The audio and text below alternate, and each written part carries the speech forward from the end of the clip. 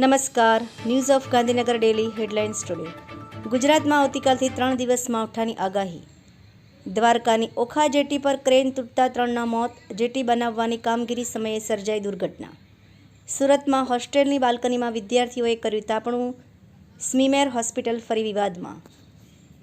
કઝાકિસ્તાનમાં કરુણાંતિકા landing વખતે crash થતાં અગનગોળો બન્યું વિમાન. 42 લોકોના મોત. સુશાસન દિવસે ગુજરાત રાજ્યના વન વિભાગમાં 800 ઉપરાંત યુવાઓનું વર્કફોર્સ ઉમેરાયું. સંસદ ભવનની બહાર એક શખ્સનો શરીરે આગ ચાંપી આત્મહત્યાનો પ્રયાસ. હાલત નાજુક. ગુજરાતથી હરિદ્વાર ગંગા સ્નાન કરવા આવ્યો હતો પરિવાર. સોની નજર સામે ભાઈ બહેનના ડૂબી જતા મોત.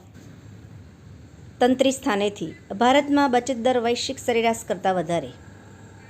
બંદૂકબાજમાંથી પેનબાજ થનારે ડલ જિંદગીને કેવી રીતે ચીયરફુલ બનાવી. વાંચવા જેવો લેખ, જાણવા જેવું ભરત વૈષ્ણવ.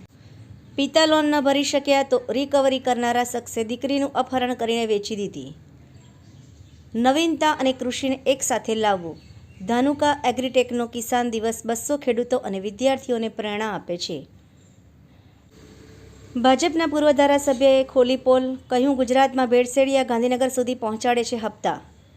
સુરતમાં વિદ્યાર્થીઓના પ્રવેશ મામલે વાલીઓમાં રોષ. એનોજી સાહિત્ય સરિતા ગ્રુપ વિષય મધ્યાંતર. એના ઉપર સર્જકોની ખૂબ જ સુંદર સ્વરચિત રચનાઓ. ઉદ્ગમ ટ્રસ્ટ દ્વારા ત્રિદિવસીય શાસ્ત્રીય સંગીત સમારોહ યોજાયો. બામણસા ગીરના મહિલા સરપંચના પુત્રએ વનતંત્રના ત્રાસથી ઝેર પીધું. પિયાવા પાસે આડે રોજડું ઉતરતા બાઇક સ્લીપ થવાથી એસટી બસ ડ્રાઈવરનું મોત. સુરતમાં ખેતરમાંથી માનવ કંકાલ મળી આવ્યું. પોલીસે સ્થળ પર પહોંચીને કંકાલને કબજે લીધું. ગુજરાત રાજ્ય યોગ એવોર્ડ માટે નામાંકન કરાવવા જોગ જરૂરી માહિતી. યોગ સાથે સંકળાયેલ યોગ કોઓર્ડિનેટર, યોગ કોચ તથા યોગ ટ્રેનરને પ્રોત્સાહન મળે તે માટે ગુજરાત રાજ્ય યોગ એવોર્ડનું આયોજન. મુખ્યમંત્રી શ્રી ભૂપેન્દ્રભાઈ પટેલના વરદ હસ્તે અરવલ્લી મોડાસા નગરપાલિકાના ખાતે નવા સિટી સિવિક સેન્ટરનું લોકાર્પણ કરાયું. અમદાવાદની civil hospital round the clock દર્દીઓની સેવામાં સેવારત.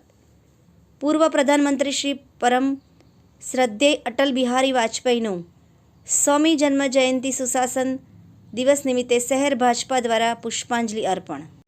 અમદાવાદ ખાતે central judicial commission, Gujarat state અને શ્રદ્ધા યોગા સ્પેસ દ્વારા બ્લડ ડોનેશન કેમ્પ થેલેસેમિયાના દર્દીઓ માટે યોજવામાં આવ્યો. દહેગામ તાલુકાના વાસણા ચૌધરી ખાતે આયુષ મેગા નિદાન સારવાર કેમ્પનું આયોજન કરવામાં આવ્યું.